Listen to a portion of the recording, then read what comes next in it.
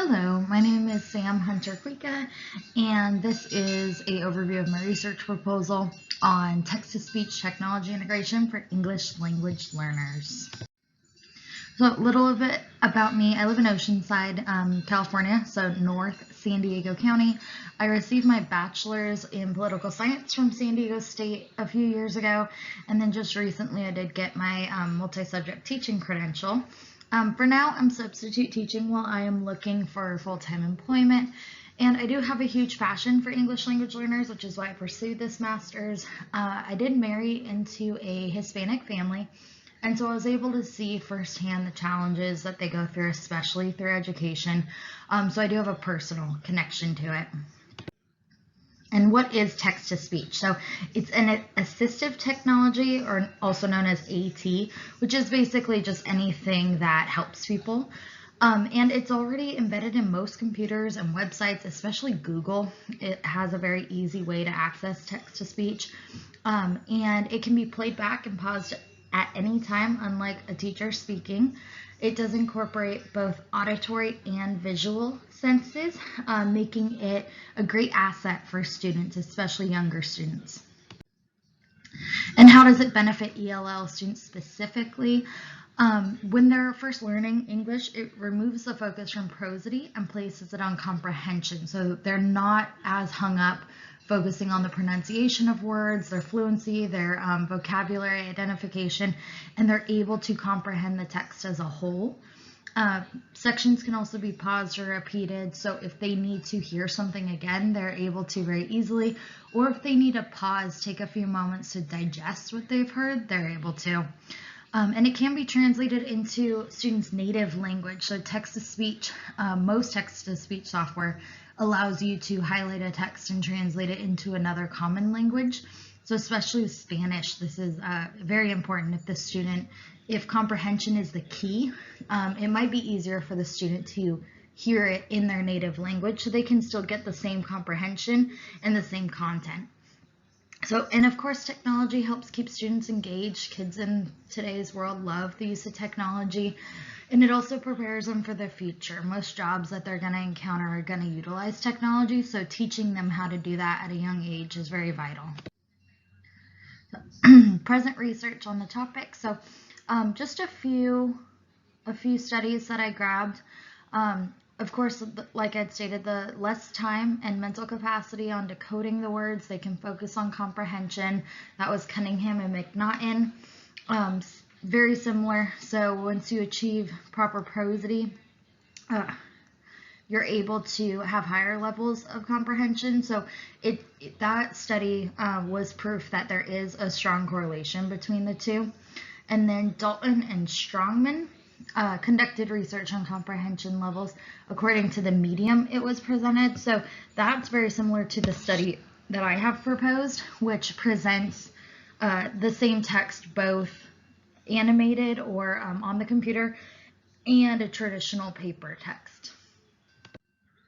So my research questions that I'm focusing on is, does a student's comprehension of a text improve with the use of text-to-speech technology? And if so, at what degree? And what resources are needed in the classroom for text-to-speech technology to be effective?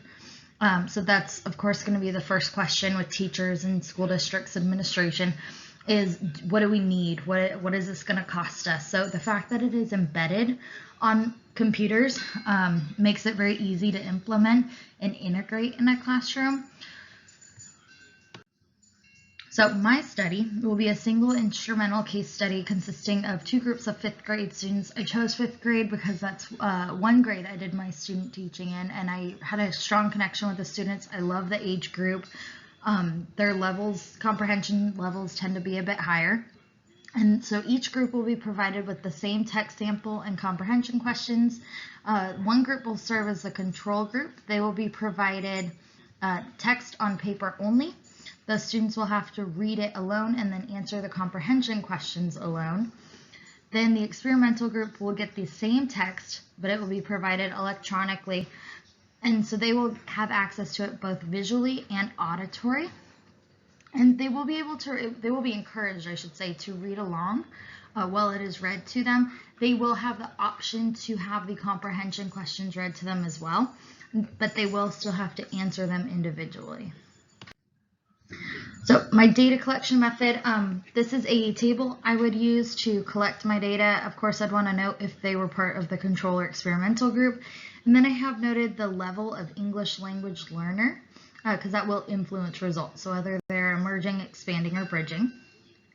And the number of correct comprehension questions, that is my quantitative data, and then my qualitative data would be my observation notes. So this would be their mannerisms while they were reading or listening along, their enjoyment level, or what appears to be their enjoyment level,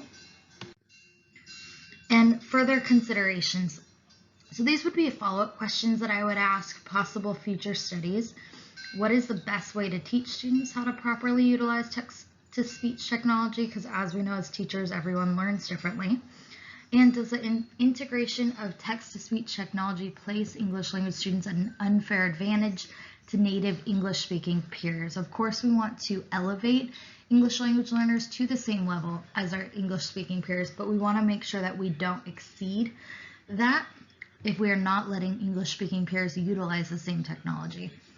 And can English language learner students develop an over-reliance? So would they stop progressing in their prosody and fluency because of the use of text-to-speech technology? And some advice I'd give myself if I were to write another research proposal like this would be to start gathering my resources earlier. I did start at the beginning of the first course, though I, of course, had in mind what I wanted to do for my proposal, and I wish I would have done it a couple months earlier. Getting the 25 plus resources, valuable resources, can be a struggle. So that's a big recommendation I would make, is to collect them early on so you can have a large bank to choose from and weed out which ones are most important. And then after obtaining my master's, I hope to obtain an elementary teaching job in North County of San Diego. Oceanside, Vista, Fallbrook, Carlsbad, that area. And then, of course, as stated, I would prefer upper grades, but of course, I do enjoy all grades, and so any job that comes my way, I'd be happy to accept. So thank you so much.